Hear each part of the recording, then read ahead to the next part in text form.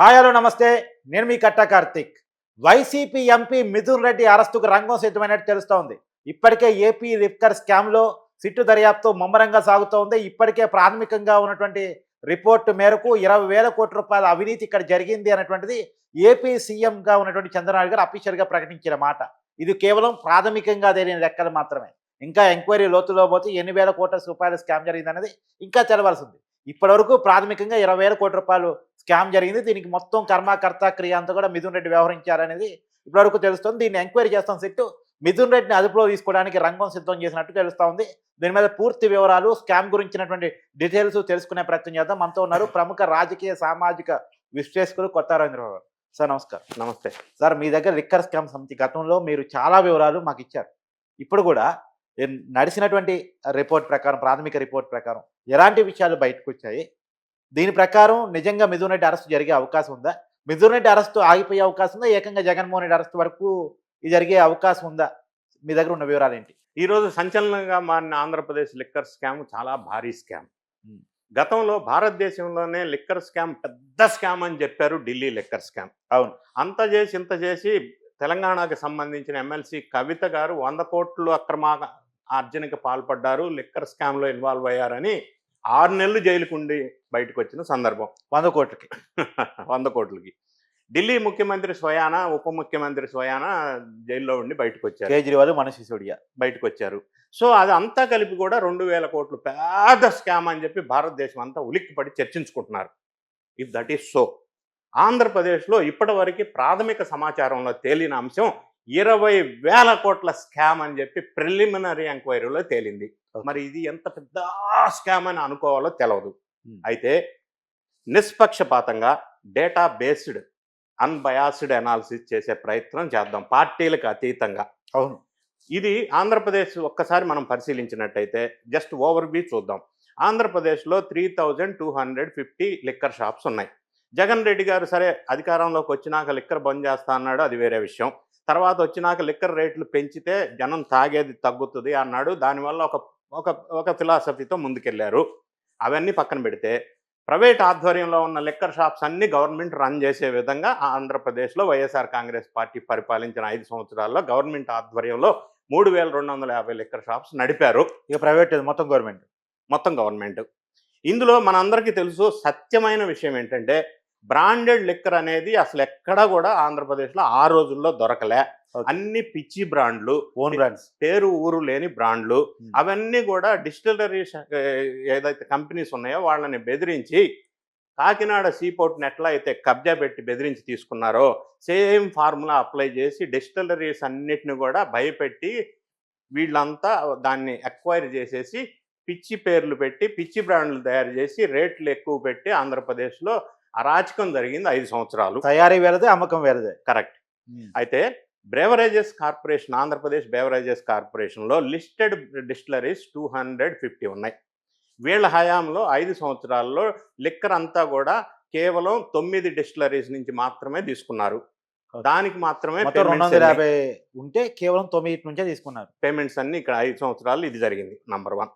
Number 2, భారతదేశంలో ఎక్కడైనా ఏ స్టేట్లోనైనా 10 రూపాయల ఛాయ్కి కూడా డిజిటల్ పేమెంట్ జరుగుతున్న ఈ రోజుల్లో ఆంధ్రప్రదేశ్లో ఆ రోజుల్లో లిక్కర్ షాప్లో మొత్తం ఓన్లీ క్యాష్ పేమెంట్. నా క్వశ్చన్ ఎందుకు? వై? లాజిక్ ఏంటి?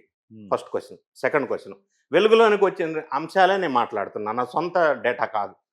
అప్పట్లో లిక్కర్ షాప్కి వాళ్ళు అలాట్ చేసింది ఏంటంటే ఒక సూపర్వైజరు, 3 స్టాఫ్, టోటల్ ఒక్కొక్క షాప్కి 4 ఎంప్లాయీస్ని అవుట్ సోర్సింగ్లో రిక్రూట్ చేశారు. ఇందులో స్కామ్ ఏం జరిగిందంటే కొన్ని షాప్స్లో 4 ఉండాల్సిన దగ్గర 2 ఉన్నారు, కొన్ని చోట్ల 3 ఉన్నారు. రికార్డ్స్లో మాత్రం 4 చూపించి 4కి పేమెంట్ వెళ్ళినాయి. నంబర్ 1. నంబర్ 2, ఒక్కొక్కరికి సూపర్వైజర్కి 17,000, ఎంప్లాయీస్ 3కి 15,000 per month per head payment. 3 employees 15, supervisor 17. ఈ విధంగా 3,250 షాపుల్లో ఎంతమంది వేల మంది ఎంప్లాయీస్ అవుట్ సోర్సింగ్కి ఇచ్చారు. వాళ్ళకి పేమెంట్స్ అన్నీ కూడా క్యాషే, వీళ్ళు అమ్మేది క్యాషే. ఇందులో మతలబ్ ఏదో ఉందని అనుమానాస్పదమైన విషయం ఇది. రెండో అంశం ఏంటంటే వీళ్ళందరూ జాబ్లో జాయిన్ అయ్యే ముందు 1 మంత్ శాలరీ అవుట్ సోర్సింగ్ ఏజెంట్కి పే చేశారు. అంటే ఎన్ని వేల కోట్లు వసూలు చేసింది ఆ ఏజెన్సీ? నంబర్ 2, ఈ రోజుకి కూడా ఈ విషయాలన్నీ ఎందుకు బయటకు వచ్చినాయి అంటే, సంచలనమైన విషయాలు ఏంటంటే, మోడెం జయమ్మ తెలుసా మీకు? ఈ మధ్య సోషల్ మీడియా పెద్ద ఎత్తున వింటున్న పేరు అది.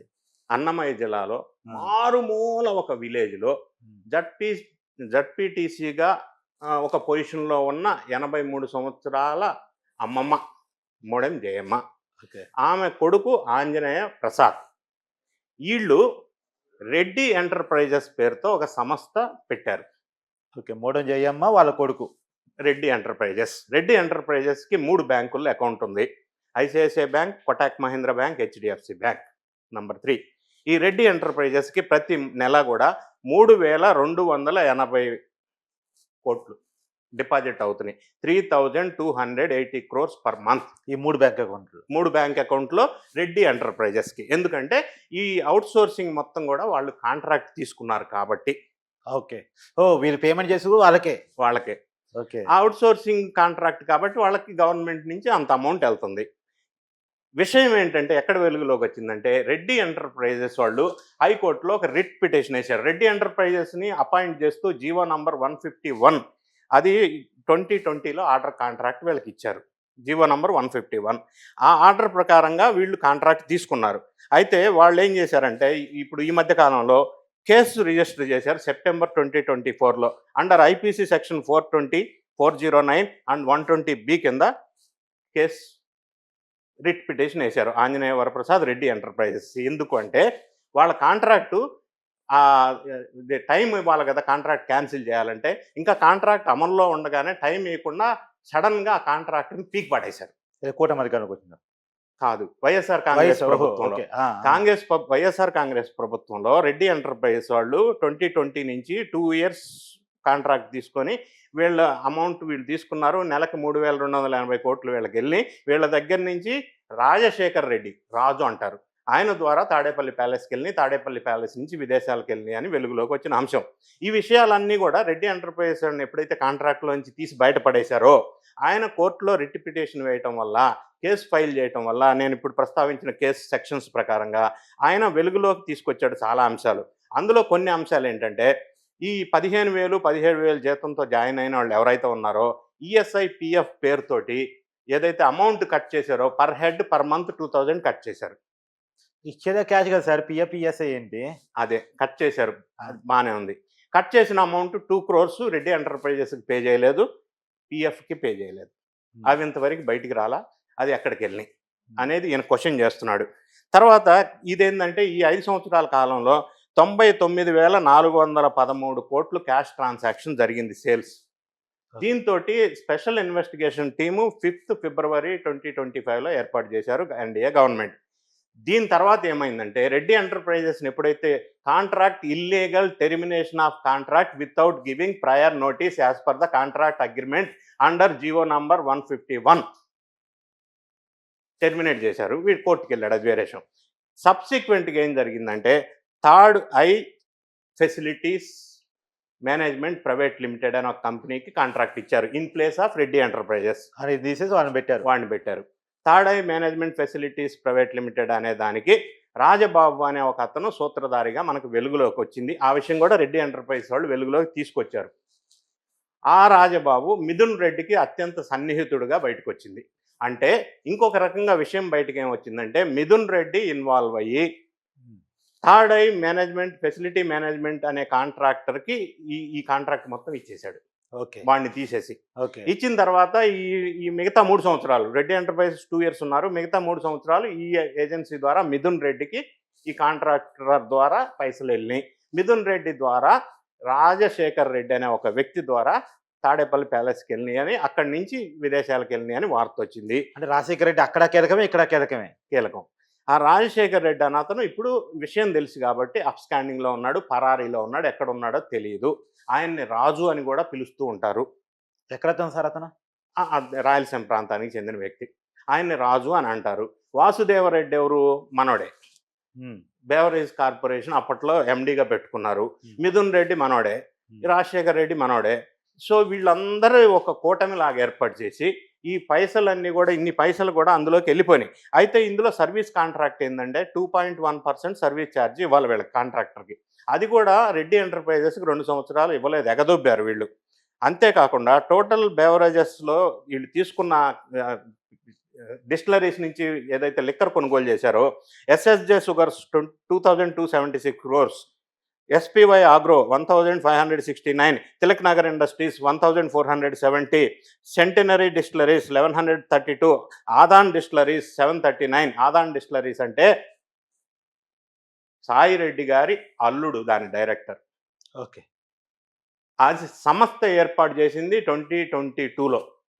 ఆ డిస్టిలరీ ప్రొడక్షన్ లేదు, వేరే వాళ్ళ దగ్గర అవుట్ సోర్సింగ్ తీసుకొని ఆదాన్ డిస్టిలరీస్కి బిల్లు చేసి దాని ద్వారా వీళ్ళు తీసుకున్నారు.